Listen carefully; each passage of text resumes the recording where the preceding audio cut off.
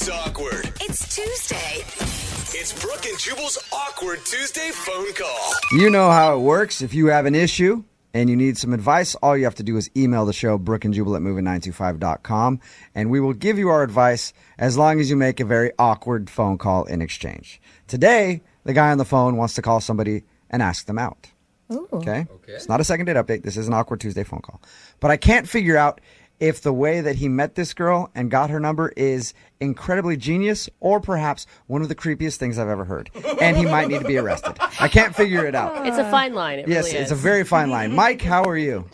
I'm doing good, guys. How are you doing today? Good. Thank you for your email. Appreciate you coming on the show and agreeing to do the Awkward Tuesday phone call. Thank you guys for taking my email and trying to help me out of this very unusual circumstance. Yeah, it is very awkward. I read your email. I'm not sure how to approach this. And I'll let you explain it here in a second, just because I feel like this could either go very good for you or it could go really, really, really bad for you. Why don't you tell everybody what your issue is? Okay, well, here's how it went down. I was driving to meet a couple of buddies, and I'm at this corner, and out of nowhere, these two pretty intoxicated girls jumped into the back seat of my car, assuming that I was an Uber driver. Yeah. What? I've had that happen before. I've been somewhere and somebody's opened my car door. I'm like, nah, I'm not Uber, man. So did they just hop in the backseat of your car? They jumped into the backseat of my car, and they're like, hey, how are you? We're going to this bar across town. They gave me the address, and, I know where the bar was just because I know the town well. Well, and because you're a good taxi. You're a good Uber driver. Wait, so are you telling me that you went along with this? Like, you didn't tell him the truth that you're not an Uber driver? Well, here's the thing. I was getting ready to do the probably appropriate thing and turn and say that I'm not an Uber driver, you're in the wrong car. And I turned, but the two girls that got in my car were very, very attractive. Yeah. Oh, my God. So it's sort of like God just threw a couple of hot drunk chicks in the back of your car, and you're like, how am I going to deal with this hand that I've been dealt? I guess I'm taking them wherever they want to go. I just got dealt a pair of aces, and I got to play this hand right. This is so creepy. See, that's what I was trying to figure out, if this is really creepy or if this is like, hey, you made sure that these drunk girls got to where they needed to go. Yeah, so I'm sitting there making a decision. I say, you know what? Let me see what I can do about this because, they're very, God obviously put them in my hands for some reason. Oh, yeah. It was a higher power that gave you these two drunk chicks, Mike, I'm sure. You got to answer the call when it's given to you, you know? Exactly.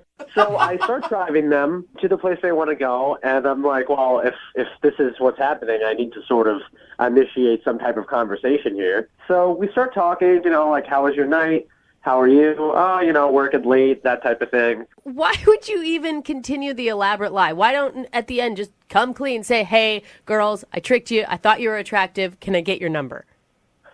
I just felt like I was in too deep by that point. They had already driven these girls almost 10 miles to get to their location. That's maybe if you did it at the beginning when you just started, but to drive them all the way there and then turn around like, hey, I'm actually not an Uber driver. And then lock the doors. My name is Mike. Nice to meet you. I can see how you would have thought better about that. And how would they know? There's no way to tell. They were just obviously very drunk, and they didn't know which car they had gotten into. Now, where does the part come in about you getting her phone number and now wanting to call her for a date? That's what confused me, because I'm like, I don't know, how did he actually get her number? Yeah. Well, here's where the magic happens. So I drive them to their place, talking them up, and, conversations are going well. I'm making them laugh, just your friendly Uber driver. When we get to the place, I realized, I was like, God, see, both of these girls were very attractive. They both were. This one girl, though, her name was Leanne.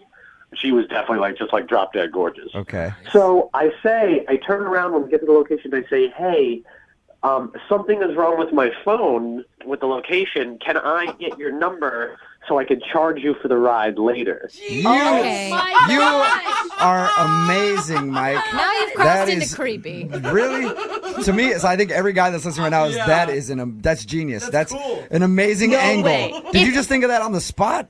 Well, I was thinking about it on the drive over.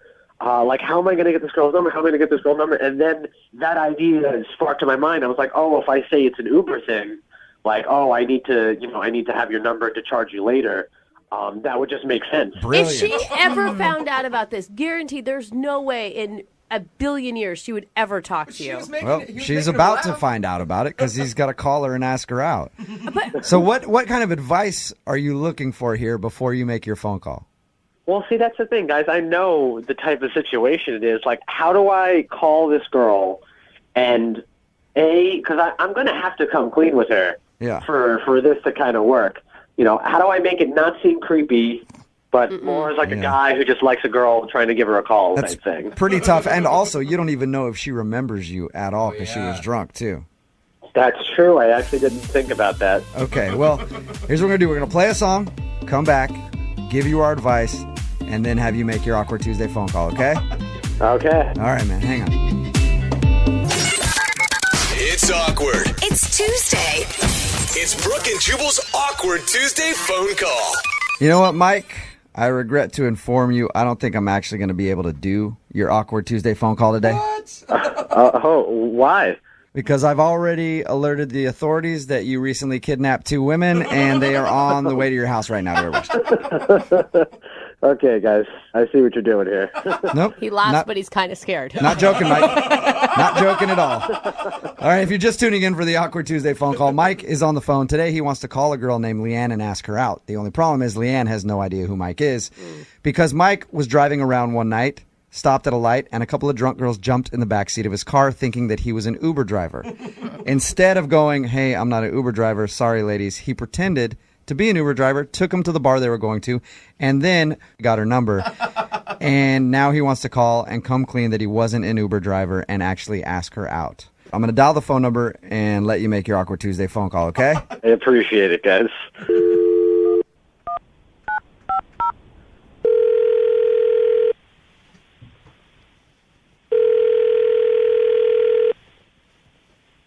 Hello? May I speak with Leanne, please? Who's calling? Is this Leanne?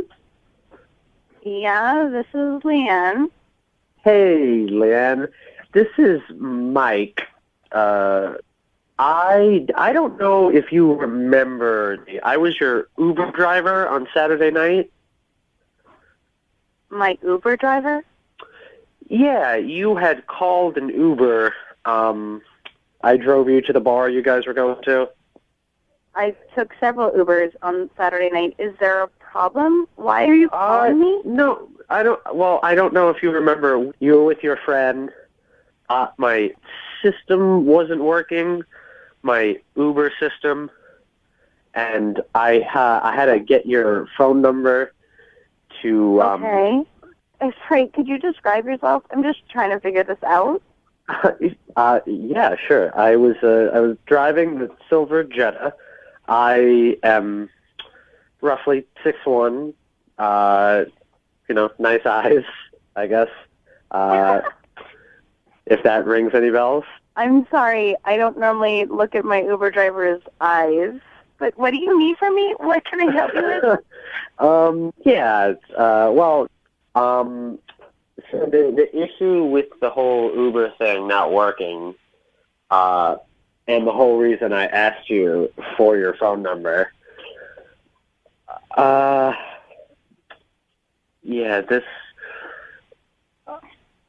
So, Leanne, I'm not actually an Uber driver.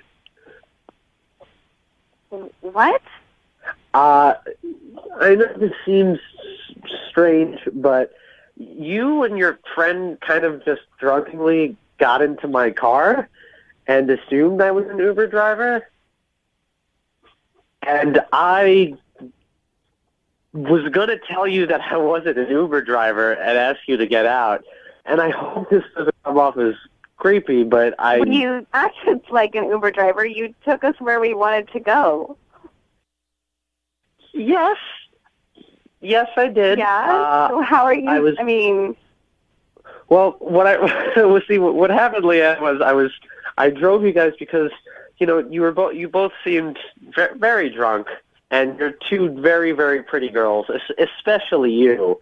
What the Yeah, I know it's weird, Leanne, but Yeah, it's really weird and really creepy.